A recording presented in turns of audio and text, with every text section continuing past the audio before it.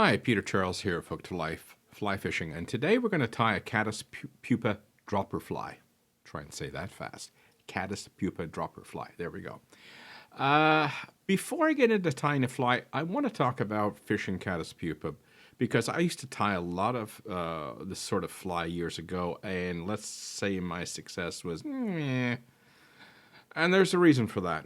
I wasn't fishing them properly, and I wasn't aware that I wasn't fishing them properly. And I wouldn't be surprised if that is a similar experience other people have as well, that they've tried the pupil patterns and they don't work out so well.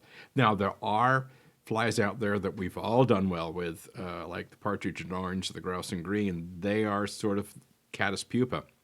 They're emerging caddis, basically. So what was the problem? Well, I had tied these patterns that was designed to be in the surface film, like barely float. And I thought that would be a great emerger, but I'm thinking mayflies when I'm doing this. So I'm doing a caddis emerger, though. And I was out in the West Branch of the Au Sable in New York State, and I was getting a big fat zero. I could see fish working, but they were working subsurface. They were not really breaking the surface of the water at all. I could see caddis coming off.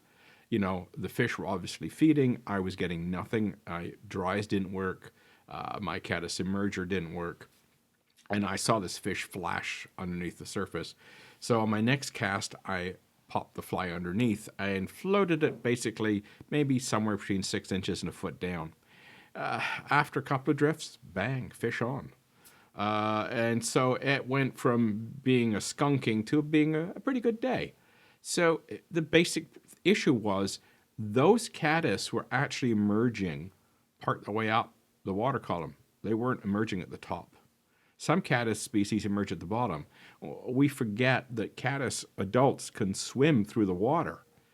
Mayflies don't, but caddis emergers can. Caddis adults can. And so they sometimes emerge low down or midway up, and only some of them emerge near the surface. So if we've ever seen a trout come barreling out of the water, it's probably chasing a caddis adult that's literally swimming up and just going straight up, and away they go. So the moral of the story here is, if I was going to fish this with a point fly and a dropper, I'd put this with a relatively light bead as the dropper fly, and I've got my heavier weighted point fly, which means my caddis is up here, my point fly is down here. Now, when we normally fish these things, it's quite typical that we cast upstream, and then as the fly gets more or less level with us, we pick it up and drop it upstream again. That's very common the way you see people fish with a Euro nymphing rig. What I'm suggesting with this is get used to swinging it out. Let this dropper come up in the water column as you swing it out, because Caddis Pupa move. They are not dead drift flies.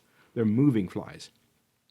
So let this thing swing out, and as that dropper rises, that's when you're likely to get a hit on it.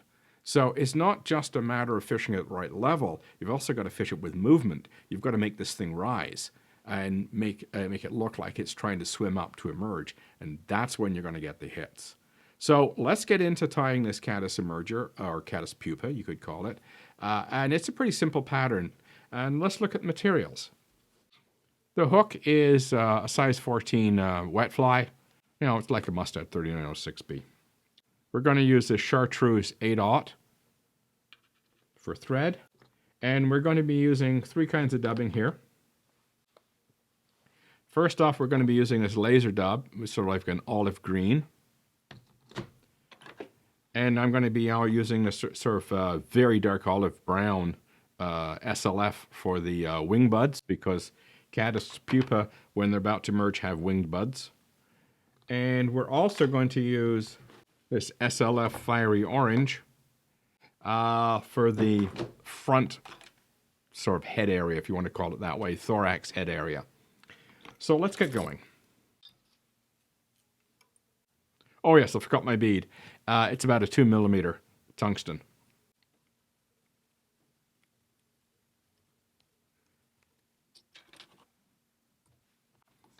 Now, keep working your thread back and get it onto the bend of the hook.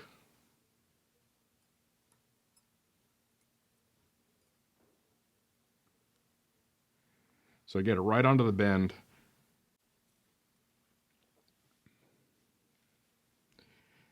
Let's start with our laser dub in olive.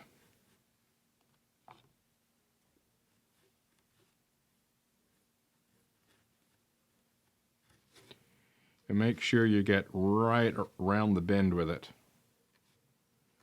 And be generous, bulk it up. Now, if you catch the hook point, that happens.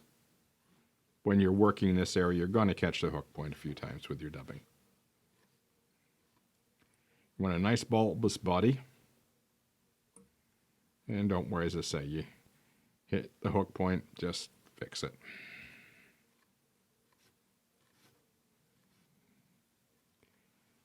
And now I'm just going to come forward my thread. You notice I've worked my thread back. This creates the effect of segmentation. If you come forward with your thread, you work your dubbing to the rear of the fly, then you come forward with your bare thread, you basically create segmentation. Now for our wing buds. Use that dark olive brown.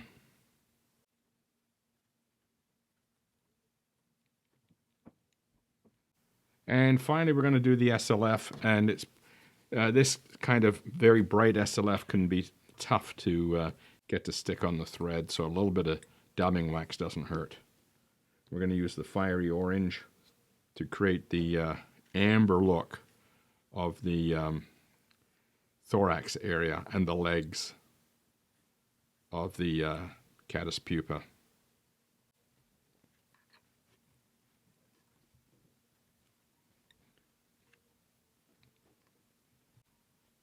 Okay, let's whip finish.